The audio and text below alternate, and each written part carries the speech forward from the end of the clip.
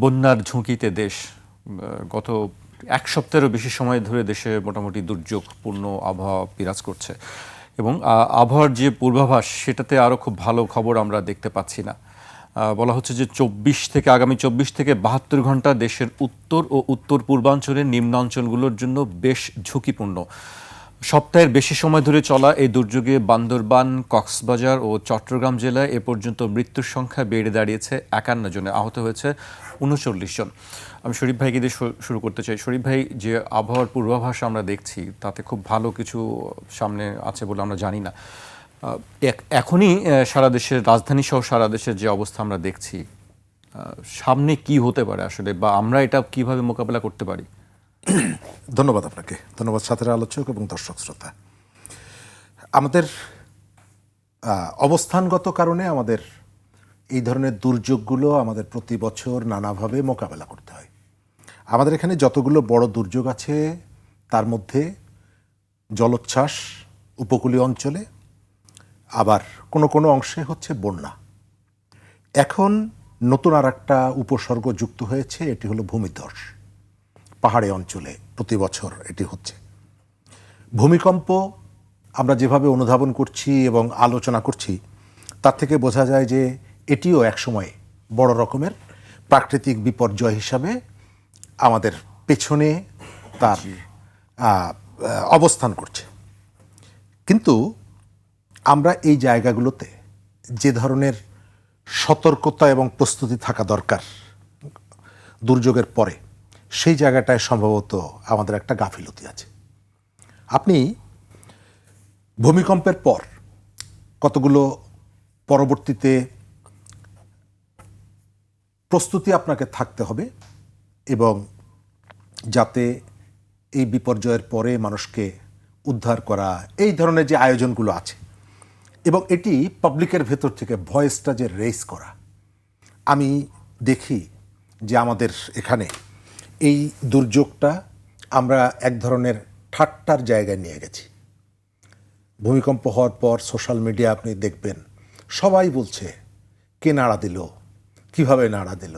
কিন্তু এটি যে একটা বিপদের লক্ষণ এবং এর ভেতর থেকে একটা বড় বিপর্যয় হতে পারে, এবং এই বিপর্যয় থেকে উদ্ধার রক্ষা, তার জন্য কতগুলো প্রস্তুতি থাকা দরকার।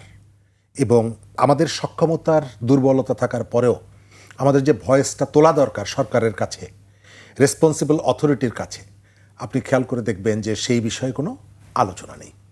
এবার আসি বন্যার জায়গায়। বন্যার জায়গায় একটা ইতিবাচকতা আমি দেখি, সেটি হলো একসময় আমরা ছোটোবেলায় ঠাট্টা করতাম আমাদের আবহাওয়া অধিদপ্তরের বার্তাগুলো নিয়ে।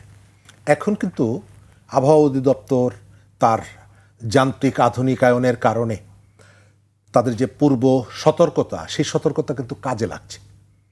অনেক ক্ষেত্রে দেখা যাচ্ছে এই যে 3 দিন আমাদের এখানে নিম্নচাপের প্রভাবে বৃষ্টির পরিমাণ বাড়তে পারে, এটি কিন্তু তারা বলেছে। আবার আজকে দেখলাম যে 16 তারিখ থেকে বৃহস্পতিবার থেকে এটি আবার বাড়তে পারে।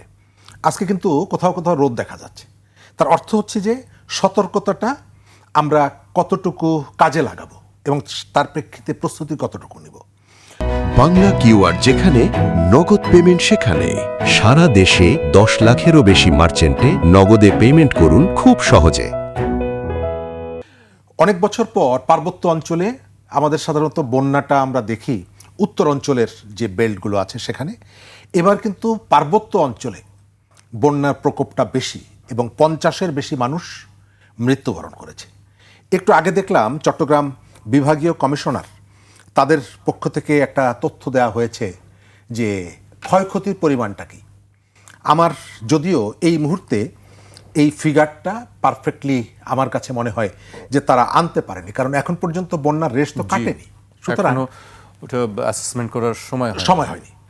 কিন্তু পুনর্বাসন কাজ, তাদেরকে উদ্ধার কাজ, তাদের কাছে সাহায্য পৌঁছে দেওয়ার কাজ, এই কাজে আমি প্রশাসন নির্ভরতা দেখতে পাচ্ছি। রাজনৈতিক শক্তি, বিশেষ করে সেখানে সরকারি দল, আমি এটা এর আগেও গত পরশুদিনও একটা টেলিভিশনে বলেছি যে আমি সেখানে রাজনৈতিক নেতৃত্বকে আমি দেখতে পাচ্ছি না। আমাদের বিরোধী দলের নেতা সেখানে গিয়েছেন, ত্রাণ তৎপরতায় অংশগ্রহণ করেছেন, সেটাকে নিয়ে কেউ কেউ ঠাট্টা মশকরা করছে, নানা রকমের বক্তব্য দিচ্ছে। তিনি কিভাবে দিয়েছেন, কাকে দিয়েছেন, আমি মনে করি যে এই প্রশ্নটা আমরা পরে করব। কিন্তু এই মুহূর্তে যে পরিবারের হাতে 2 কেজি চাল গেছে, এই পরিবারের জন্য এটি অনেক কিছু। সুতরাং এখানে যারাই যাবেন তারা ওইখানকার মানুষ এতে ক্ষতিগ্রস্ত হবেন না, উপকৃত হবেন। এনসিপির নেতারা গেছেন, তাদের এর আগে ফেনীর বন্যার সময় তাদের রিলিফ অ্যাক্টিভিটি নিয়ে, তৎপরতা নিয়ে প্রচুর প্রশ্ন আছে, যে প্রশ্নগুলো তাদের রাজনীতিকে এক ধরনের আঘাত করেছে বিকাশের জায়গায়। তারাও গিয়েছেন। আমরা চাইব বাংলাদেশের মানুষ এই বন্যার্তদের পাশে দাঁড়াবে। দ্বিতীয় জায়গাটা হচ্ছে যে এই বন্যা কেন হচ্ছে। আমরা আমাদের এখানে সমস্ত দুর্যোগের জন্য আমাদের প্রতিবেশীকে, আমাদের আশপাশের শক্তিকে আমরা দায়ী করি। তাদের দায় দায়িত্ব আছে। আমাদের বাড়িতে আপনি যখন দেখবেন যে আপনার মাছ ভর্তি পুকুরটা পানিতে সয়লাভ হয়ে গেছে, পানি উপচে পড়ছে, তখন আপনি কোনো না কোনো জায়গা থেকে পানিটা বের করে দেওয়ার চেষ্টা করবেন।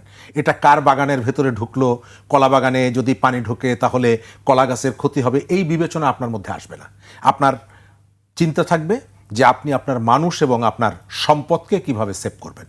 প্রতিবেশীরা যখন দেখে পানির পরিমাণটা বেড়ে যাচ্ছে, পানি উপচে আসছে, তখন আর তারা এর ভেতর থেকে ভাটির দেশ কতটুকু ক্ষতিগ্রস্ত হবে এই বিবেচনাটা তা করে না। পানিটা ছেড়ে দেয়, আমাদের এখানে চলে আসে। আবার পানির বৃষ্টিপাত এটি কিন্তু ক্রমশই বাড়ছে এবং এর পেছনে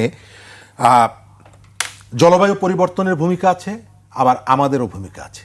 এই পানিগুলো সংরক্ষণ করার জন্য যে জায়গাগুলো ছিল, সেই জায়গাগুলোকে আমরা কি রক্ষা করেছি? আমি এটা বিভিন্ন সময় বলি যে একসময় আমাদের পলিটিশিয়ানদের খাবারের তালিকায় রিলিফের গম, তারপরে ওই রিলিফের শাড়ি, সৌদি আরব থেকে আসা দুম্বা, খেজুর, এই উপকরণগুলো ছিল। এখন পলিটিশিয়ানদের, প্রভাবশালীদের খাবারের তালিকায় নদী যুক্ত হয়েছে, পাহাড় যুক্ত হয়েছে, খাল যুক্ত হয়েছে, হাওর। আমি অনেক বছর ধরে হাওরে যাই। বাংলাদেশের এই যে উজান থেকে নেমে আসা ঢল, এই যে পানি, এই পানিটার একটা বড় জায়গা ছিল হাওরে, এই পানিটা এসে পড়তো, হাওরের স্ফীতিটা বাড়ত, সেখানে বন্যা দেখা দিত। কিন্তু এই পানিটা হাওরের যাওয়ার কারণে অনেকগুলো জায়গায় আমরা বন্যার থেকে রক্ষা পেতাম। সেই হাওরের বুক চিরে একটা রাস্তা করা হয়েছে। আপনি জানেন যে আমাদের সাবেক প্রেসিডেন্ট তার ব্যক্তিগত আগ্রহ এবং আকাঙ্ক্ষার কারণে হাওরের বুক চিরে যে সড়কটি করা হয়েছে, এই সড়কটি পানি চলাচলের ক্ষেত্রে এক ধরনের বিরাট প্রতিবন্ধকতা তৈরি করছে। বছর 2 আগে আমরা এই তথ্যটি দেখেছি যে তার ঢাকার থেকে তিনি গাড়িতে করে বাড়ি যাবেন, এই স্বপ্ন পূরণের জন্য খুবই অন্যায়ভাবে এবং কোনো ধরনের কোনো অ্যাসেসমেন্ট ছাড়া, কোনো ধরনের কোনো বিশেষজ্ঞ মতামত ছাড়া এটি করা হয়েছে।